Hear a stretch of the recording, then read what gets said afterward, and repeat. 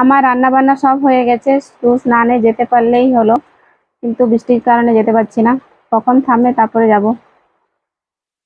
আমার বরমশাই তার বাইকটাকে খুলে দিয়েছে, পুরো সিট ফিট পুরো খুলে দিয়েছে, তো কাজ করবে বলছিল, বৃষ্টি আসাতে কাজ করতে পারছে না, তাই জন্য তিরপল দিয়ে বাইরে ঢেকে রেখেছে। আর এদিকে দেখতে পাচ্ছ আমি 4টে ডিম সিদ্ধ করতে বসিয়েছি, ডিমগুলো প্রায় হয়ে গেছে সিদ্ধ করা, এটা নামিয়ে নিলেই হলো।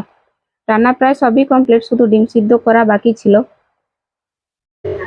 চানও কমপ্লিট হয়ে গেল, আবার বৃষ্টিও শুরু হয়ে গেল। এই বৃষ্টির জন্য তাড়াতাড়ি স্নান করে নিলাম। আর খুব দেরি হয়ে গেছে ভাত খেতে, এখন 2:30 বেজে পেরিয়ে গেছে। আজকের মেনুতে কি কি আছে তোমাদের চলো দেখিয়ে দিই।